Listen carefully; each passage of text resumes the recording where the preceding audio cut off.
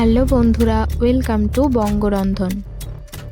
আজকে আমরা নিয়ে চলে এসেছি আর একটা নতুন রেসিপি। এখন বাজারে নতুন আলু উঠে গেছে, তাই আজকের রেসিপি নতুন আলুর দম।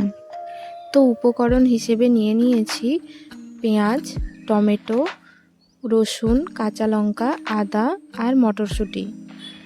আদা আর রসুনটাকে মিক্সিতে গ্রাইন্ড করে নিচ্ছি। দিয়ে দিচ্ছি 2টো কাঁচা লঙ্কা। জলে ধুয়ে নিয়ে প্রেসার কুকারে 2 বা 3টে সিটি দিয়ে সেদ্ধ করে নিতে হবে। আলুর ছাল ছাড়ানোর দরকার নেই, যখন জলে ধোবেন তখন এমনিই ছাল উঠে যাবে, কেন কি ছালগুলো নরম থাকে। সেদ্ধ করার সময় আলুর মধ্যে অল্প একটু লবণ দিয়ে দিন।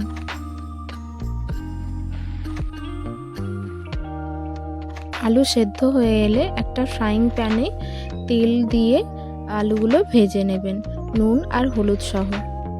লবণ একটু পরিমাণ মতো দিতে হবে, কেন কি সেদ্ধ করার সময় লবণ দেওয়া হয়েছিল।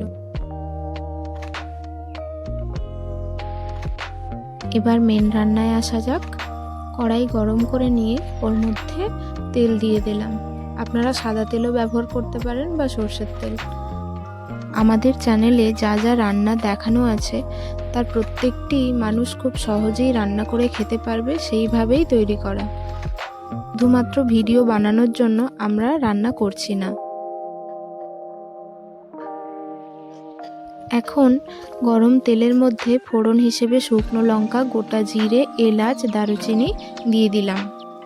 পুরো ভিডিওটি দেখতে থাকুন, আর ভালো লাগলে অবশ্যই আমার চ্যানেলটিকে সাবস্ক্রাইব করে দেবেন। ভালো করে নাড়িয়ে নিয়ে তার মধ্যে দিয়ে দিচ্ছি আগে থেকে কেটে রাখা পেঁয়াজ কুচি। আমরা চাইলে এই তরকারিতে অনেক পরিমাণ তেল ব্যবহার করতে পারি, তাহলে হয়তো তরকারিটা দেখতে খুবই সুন্দর লাগবে, কিন্তু আমরা তা করি না, কেন কি বেশি তেল খেলে আমাদের শরীরের ক্ষতি হতে পারে। পেঁয়াজটা লাল লাল করে ভাজা হয়ে আসলে ওর মধ্যে দিয়ে দিচ্ছি টমেটো কুচি।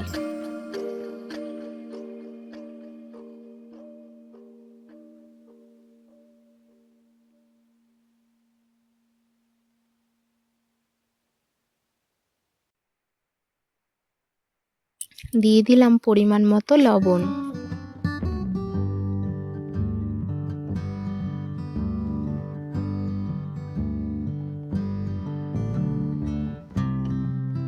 একটু নাড়িয়ে নিয়ে ওর মধ্যে দিয়ে দিলাম আদা, রসুন আর কাঁচা লঙ্কার পেস্ট।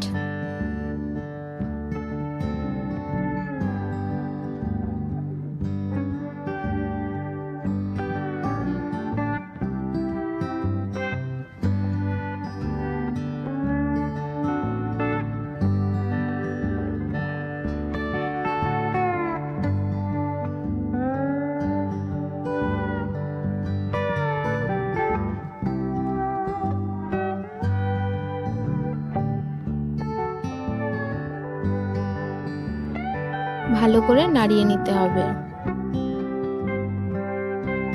মশলাটাকে ভালো করে কষিয়ে নিতে হবে।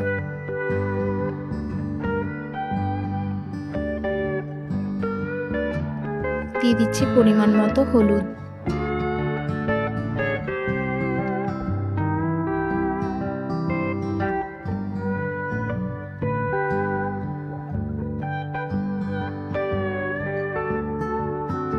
দিয়ে দিচ্ছি পরিমাণ মতো জিরে গুঁড়ো।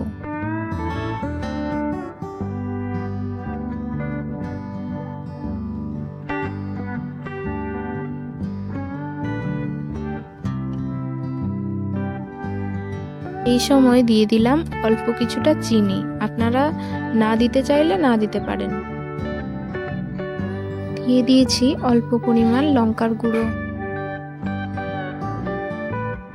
দিয়ে ভালো করে কষিয়ে নিতে হবে যতক্ষণ না তেল ছাড়ছে। ঢাকা দিয়ে দিলাম কিছুক্ষণের জন্য।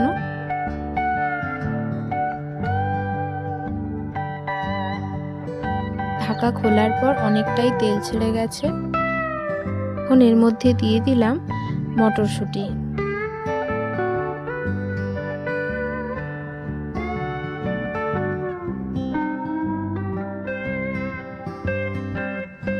অল্প একটু জল অ্যাড করব, তারপর পরিমাণ মতো জল দিয়ে ওর মধ্যেই ভেজে রাখা আলুগুলো দিয়ে দিচ্ছি।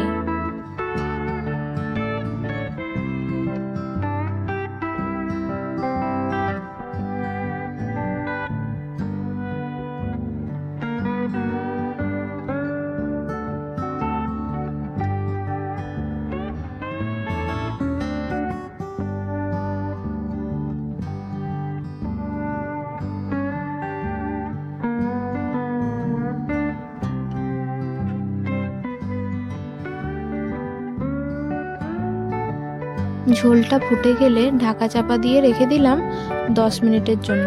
রান্না প্রায় হয়েই এসেছে। এখন ওপর থেকে ধনেপাতা ছড়িয়ে দিলাম। দিয়ে দিলাম অল্প গুঁড়ো গরম মশলা।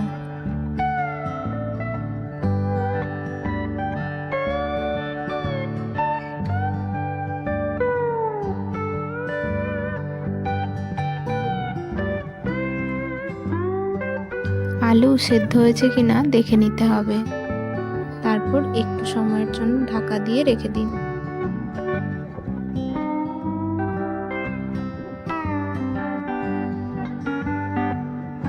এখন রান্না শেষের দিকে। রান্না কমপ্লিট। এবার কড়াই গ্যাস থেকে নামিয়ে নিলাম।